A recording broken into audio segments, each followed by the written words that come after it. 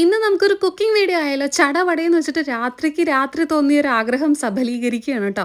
കുറച്ച് soya chunks ഉണ്ടായിരുന്നു. അപ്പോൾ അതൊന്ന് റോസ്റ്റ് ചെയ്ത് നല്ലൊരു ഡ്രൈ റോസ്റ്റ് ആയിട്ടുള്ള ഒരു കറി ഉണ്ടാക്കാമെന്ന് വിചാരിച്ചു. Ghee rice, biryani, fried rice, ന്യൂഡിൽസിൻ്റെ ഒക്കെ കൂടെ നല്ല സൂപ്പർ കോമ്പിനേഷൻ ആയിട്ടുള്ള ഒരു സോയാ ചങ്ക്സിൻ്റെ റെസിപ്പിയാണ് ഈ പറയുന്നത്. ആദ്യം ഒരു കടായി വെക്കുക, അതിലേക്ക് കുറച്ച് വെളുത്തുള്ളി, ഇഞ്ചി പേസ്റ്റ് ഇടുക, കുറച്ച് സവാള ഇടുക, കുറച്ച് തക്കാളി ഇടുക കേട്ടോ. അതിന് മുന്നേ കുറച്ച് സോയാ ചങ്ക്സ് എടുത്ത് വേവിച്ചിട്ട് കുറച്ച് ഉപ്പ്, കുരുമുളക് പൊടി, മഞ്ഞൾപ്പൊടി, കാശ്മീരി മുളക് പൊടി, പെരുംജീരകത്തിന്റെ പൊടി, സാധാ മുളക് പൊടിയും കുറച്ച് തൈരും കൂടെ കൂടിയിട്ട് ഒന്ന് നന്നായിട്ട് മിക്സ് ചെയ്തിട്ട് മാറ്റി വെക്കുക. സവോളയും തക്കാളിയൊക്കെ സോഫ്റ്റ് ആയിട്ട് വരുന്ന സമയത്ത് നമ്മൾ ഈ ഒരു സോയാബീൻ ഇതിലേക്ക് തട്ടി കൂട്ടുക കേട്ടോ. സംഭവം റെഡി. കുറച്ച് ഗ്രേവി ടൈപ്പ് വേണമെന്നുണ്ടെങ്കിൽ കുറച്ച് ചൂടുവെള്ളം കൂടെ ഒഴിച്ചോളൂ, കുറച്ച് കുരുമുളക് പൊടിയും കൂടി ഇട്ടിട്ട് നന്നായിട്ട് മിക്സ് ചെയ്യുക. ഇനി ലാസ്റ്റ് നമുക്ക് കുറച്ച് ചിക്കൻ മസാലയോ മീറ്റ് മസാലയൊക്കെ ഇല്ലേ, വെജിറ്റബിൾ മസാലയോ ഒക്കെ പറ്റും കേട്ടോ. പിന്നെ കുറച്ച് മല്ലിയിലയും കൂടി ഇട്ടിട്ട് ഒന്ന് ഭംഗിയാക്കിയതിന് ശേഷം വായിൽ കപ്പൽ ഓടിക്കാനുള്ള വെള്ളം ഉണ്ടാവും. കപ്പൽ മാത്രമല്ല, തോണിയും കൂടെ ഓടിക്കാം. നല്ല ടേസ്റ്റാണ്. നല്ലൊരു കട്ടിയുള്ള സ്റ്റെയിൻലെസ് സ്റ്റീൽ കടായി തന്നെ എടുക്കാൻ ശ്രമിക്കുക. ഇതിന്റെ ലിങ്ക് കൊടുക്കുക.